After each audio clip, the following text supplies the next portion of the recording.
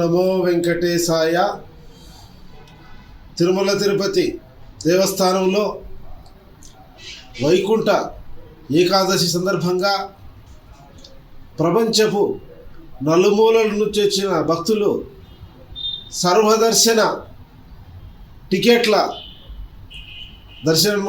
సంబంధించి అక్కడ ఉన్నటువంటి టోకన్లలో క్యూలో నిలబడుతూ అక్కడ రద్దీ తొక్కిసలాటలో 6 మంది మరణించారు, 40 మందికి గాయాలయ్యాయి. ఇది చాలా దిగ్భ్రాంతికరమైనటువంటి విషయం.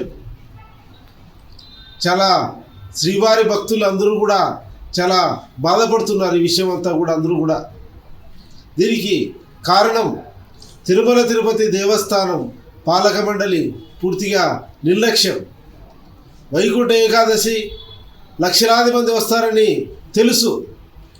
టీటీడీ చైర్మన్ ఈవో గారు 7 లక్షల మంది పైన వస్తారు, అన్ని ఏర్పాట్లు చేస్తున్నామని ముందస్తు పెద్ద ఎత్తున ప్రచారం చేశారు. గంటలో దర్శనం అని ప్రచారం చేశారు.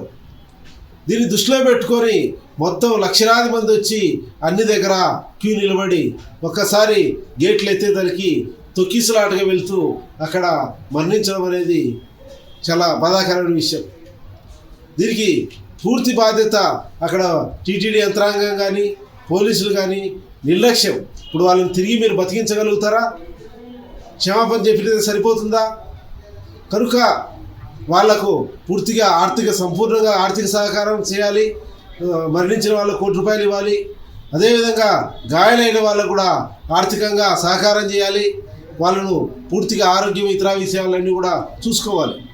ఇది ప్రధానంగా జరగడానికి కారణం మీకు విఐపీలు, డబ్బున్న వాళ్ళు, రాజకీయ నాయకులు పడుతున్నారు తప్ప సామాన్య భక్తుల పట్ల మీకు ఎటువంటి జాగ్రత్తలు కానీ వాళ్ళకి ఏర్పాట్లు చేయాలని కానీ ఆలోచన లేదనేటువంటిది ఈరోజు జరిగిన సంఘటనను బట్టి తెలుస్తూ ఉంది.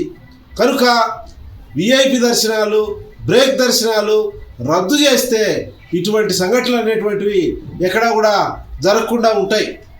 కనుక తిరుమల తిరుపతి దేవస్థానం నిజంగా మీకు మళ్ళీ జరగద్దనేది ఉంటే, ఇటువంటి జరగకూడదనే ఆలోచన ఉంటే వీటిని రద్దు చేయాలి. లేదంటే ప్రెస్ మీట్ పెడతాం, ఏదో ఆర్థిక సహకారం చేస్తాం, రుణాలు అంతా మర్చిపోతారు, మళ్ళీ యథావిధిగా జరిపితే మట్టుకు మీకు ఏమాత్రం కూడా చిత్తశుద్ధి లేదనేటువంటి విషయం తెలుస్తుంది. కనుక అది ప్రపంచవ్యాప్తంగా ఉన్న శ్రీవారి భక్తులందరూ కూడా దీన్ని తీవ్రంగా ఖండించి ఈ సామాన్య భక్తులకు ఇటువంటి పరిస్థితి రాకుండా రక్షించడాని కోసం అందరం కూడా దీనికోసం పోరాడాల్సిన అవసరం ఉంది. అదేవిధంగా అన్నమయ్య కళాక్షేత్ర పీఠం ఆంధ్ర, తెలంగాణ, తమిళనాడు, అన్ని కర్ణాటక అన్ని చోట్ల భజన బృందాలన్నీ కూడా గోవింద నామస్మరణ చేసి వాళ్ళ సంతాపం తెలియజేసి వాళ్ళని ఆదుకోవాలని, సామాన్య భక్తులను గుర్తించాలి. మీరు సామాన్య భక్తులను పట్టించుకోవాలి. తిరుమల తిరుపతి దేవస్థానాన్ని మీరు ఒక వ్యాపార సంస్థగా మారుస్తున్నారు. ఆధ్యాత్మిక వ్యవస్థను పూర్తిగా దెబ్బతీస్తున్నారు. ఎంత ఆదాయం వస్తుంది అని మాత్రమే చూసుకుంటున్నారు. కనుక ఇటువంటిది మా తిరుమల తిరుపతి దేవస్థానం ఆధ్యాత్మిక యొక్క వ్యవస్థను పూర్తిగా దెబ్బతీస్తుంది. కనుక జరిగిన ఈ పరిస్థితులను బట్టన్నా మీరు మీ పద్ధతులు, మీ విధానాలు మార్చుకొని తిరుమల తిరుపతి దేవస్థానం ఆధ్యాత్మిక వ్యవస్థను కాపాడి సామాన్య భక్తులకు ఇటువంటి పరిస్థితులు రాకుండా కాపాడాల్సినటువంటి అవసరం ఎంతైనా ఉందని తెలియజేస్తున్నాను. ఓం నమో వెంకటేశాయ.